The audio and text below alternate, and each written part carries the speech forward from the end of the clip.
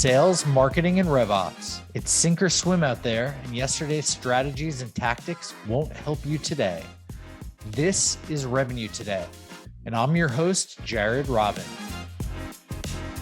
Join me as we interview revenue leaders in our community to learn what steps we could take right now to help you scale yourself and your company. Revenue Today is sponsored by RevGenius, and we're on a mission to bring inspiration and creativity to all revenue professionals in the world.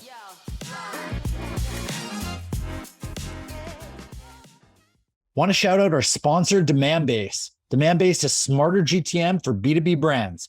They help marketing and sales teams spot the juiciest opportunities earlier and progress them faster by injecting account intelligence into every step of the buyer journey and orchestrating every action.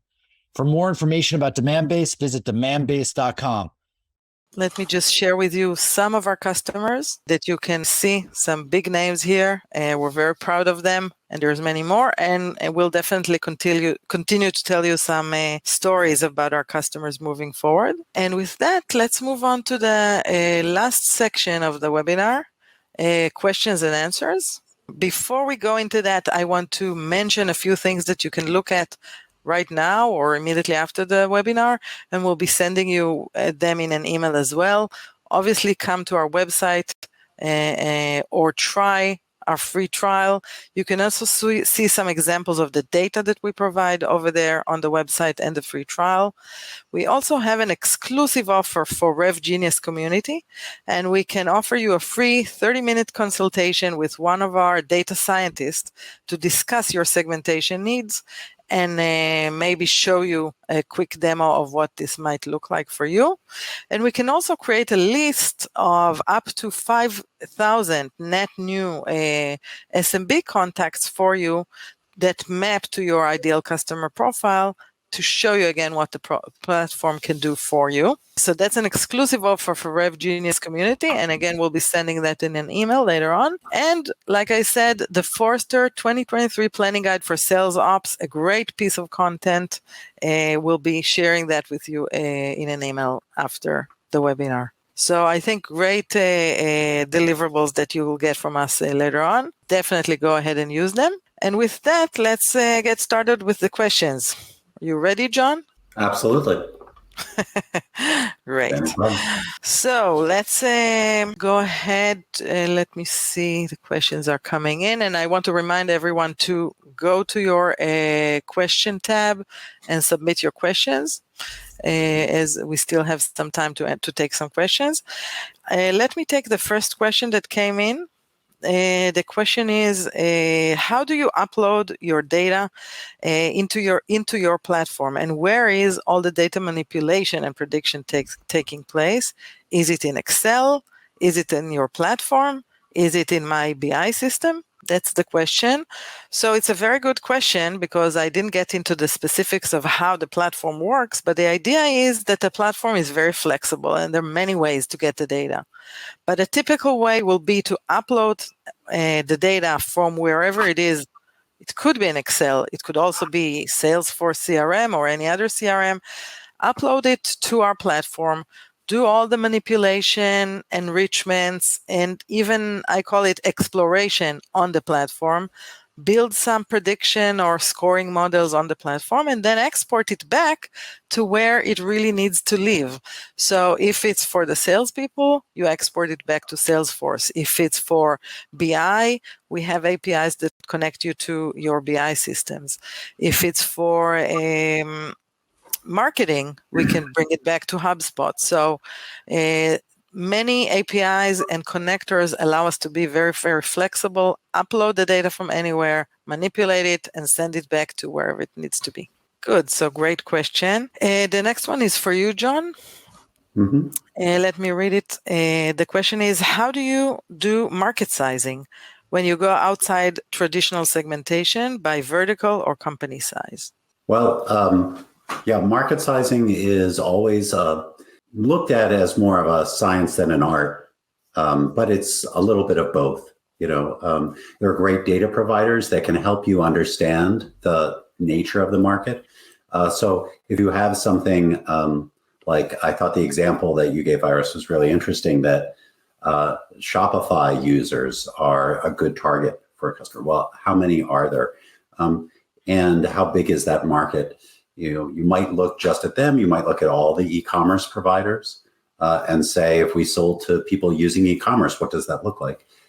What's important is to not necessarily get to the right dollar figure, but to get a good estimate of the relative size. And so you can use a variety of data sources to get some good estimations, in terms of the number of customers for Shopify or for some of the other companies. Maybe some of the other companies aren't public, so it's harder to get at. But you can do some rough estimates based on who's bigger. This one's 2 times bigger than that one, and get to a reasonable estimate. And that's what's most important usually for market sizing, is getting to an estimate. We have good estimation techniques for doing it top down as well as bottom up. And often that's the best practice, is to do 2 of them. And that way you can meet somewhere in the middle with something that's reasonable, a reasonable approximation. So don't let the perfect be the enemy of the good in terms of market sizing. Yeah. Thank you. We have time for a couple more questions, so I'll take the next one. Yeah. How do companies typically get started with a lead scoring project? So yes, I mentioned lead scoring throughout the presentation, and it's actually very similar to how you get started with segmentation. So again, you need to start looking at the data. You need to start looking at the win-loss analysis, see what attributes are actually meaningful and relevant in that sense. And then typically what we see customers do is build a rule-based scoring mechanism that collects the data from the different places and connects it all together in a rule. And the next step is to build a real statistical machine learning model that will really learn from your win-loss analysis and accurately predict and prioritize new accounts as they come in. Okay, we have time for a few more. So the next one, let me give it to you, John. As we're growing, we're facing a lot of pressure to verticalize our marketing. How should we think about adding a vertical? This is a good one, I think. We talked about vertical. Vertical could be the way you're looking at segmenting your marketing. I think too often people look at delivering products to market and then putting vertical on top, or we see large companies do vertical marketing. And it's important to understand whether the vertical makes a real difference for your product. I think we've seen a little bit of a pendulum swing away from some of the vertical marketing, because it didn't make as much sense all the time to just take the same solution and talk about how it applied to healthcare or financial services. If it's CRM, it might be very similar ways that they use it. But what you will still need to do is, at certain phases in the marketing cycle, to be able to support companies always want to know, can companies like mine use this? And vertical is one of the hooks into that. So being able to provide vertical-oriented case studies and be able to maybe micro-segment, as people go through that buying journey, to be able to support the sales model with some things that are specific to their use cases, whether that's demonstrations or case studies. So we see less of that vertical marketing layered on top. But if you have a solution that's very different for healthcare or financial services, that's something that is right in our traditional segmentation that we see, that companies go to market differently for different customer groups. That makes sense. Okay, one more question here to me that I will take is around SMBs. Do you also cover private companies and specifically SMBs? Absolutely, we do. And like I said, it's hard to find information about SMBs. They're very dynamic in nature. They don't offer too much information about them. They're private. They don't have to issue reports. And they are very dynamic. They might move often. It's very hard to know. Think about a restaurant chain, a pizza chain, is there a headquarters and sub companies? How do you really understand the structure of that beast? That's difficult, but we actually excel in that area specifically. Our database cover over 133 million small businesses, and we provide reliable information about them, and that's a unique point for us. Okay, I think we are running out of time, John.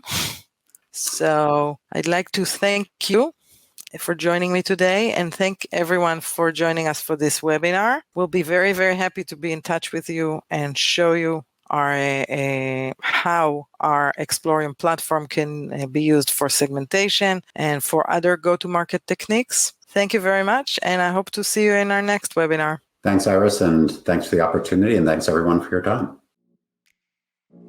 Whoa, another great episode of Revenue Today. For show notes, links, and mentions, visit revenuetoday.live. For all my friends in the RevGenius community, thank you. It's been awesome to spend this time with you. Please DM me any feedback and ideas in our Slack channel or on LinkedIn. If you're not in RevGenius, join us at revgenius.com. It's free and it only takes like 2 seconds, and you'll be joining a group of 27,000 revenue professionals strong. We've got it all.